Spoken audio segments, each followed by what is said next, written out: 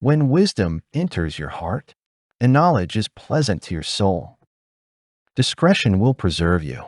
Understanding will keep you, to deliver you from the way of evil, from the man who speaks perverse things, from those who leave the paths of uprightness, to walk in the ways of darkness, who rejoice in doing evil, and delight in the perversity of the wicked, whose ways are crooked, and who are devious in their paths, to deliver you from the immoral woman, from the seductress who flatters with her words, who forsakes the companion of her youth, and forgets the covenant of her God. For her house leads down to death, and her paths to the dead. None who go to her return, nor do they regain the paths of life. So you may walk in the way of goodness, and keep to the paths of righteousness. For the upright will dwell in the land, and the blameless will remain in it. But the wicked will be cut off from the earth, and the unfaithful will be uprooted from it. True wisdom will keep us from the paths of sin and do us a greater kindness than if it enriched us with all the wealth of the world. Our preservation from the evil of sin, and consequently, from trouble that is inevitable. When wisdom has entire possession of you, it will keep you without fail. When it enters into the heart as the leaven into the dough, then it is likely to do us good. It is important to note that in many passages of the Bible, leaven has a negative connotation to it, but not in this instance. When you do not consider the practice of virtue to be a form of slavery or a difficult task, but see it as liberty and pleasure, then you will fully experience the benefit of wisdom.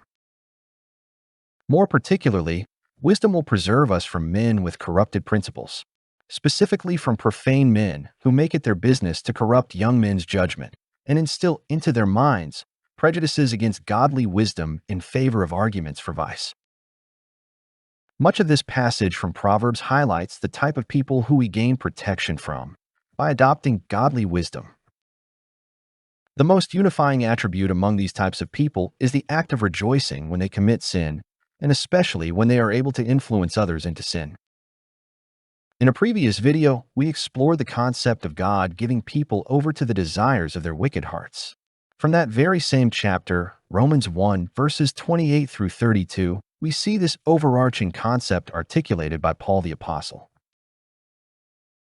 And even as they did not like to retain God in their knowledge, God gave them over to a debased mind to do those things which are not fitting, being filled with all unrighteousness, sexual immorality, wickedness, covetousness, maliciousness, full of envy, murder, strife, deceit, evil-mindedness.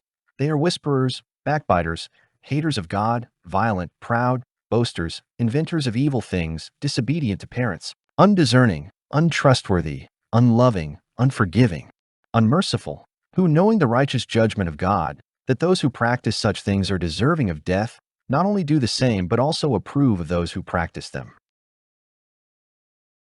Not verse 32 specifically mentions not only do the above listed immoral acts, but also approve of those who practice them. Verses 16 through 19 have a lot to say regarding immoral women, who are adulterers. Later sections of Proverbs spend a great deal of time warning against lustful, sexually immoral women. Women who are sexually immoral and adulterers is inherently false to all who she entices. She speaks in flattery. She will tell the one she wishes to seduce how much she admires you over any other man, but has no true affection in her heart, nor any desire for his welfare. All she designs to do is pick his pocket and gratify a base lust of her own. She is false to her husband, happily violating the covenant of marriage, which is a gift from God. Verses 18 and 19 specifically warn the reader to beware the sin of becoming involved with promiscuous women and adulterers. The destructive nature of this blinding sin leads a person to walk alongside death. Death in Proverbs is presented as both a gradual descent and a sudden end. The irreversible nature of continuing in this sin points to its devastating consequences. It leads to eternal death, otherwise referred to as eternal condemnation. Verses 20 through 22 illustrates the benefit of allowing godly wisdom to permeate every aspect of your life. When you experience physical death, you will not hear from the one through whom all things were created. Depart from me, you worker of iniquity, I never knew you.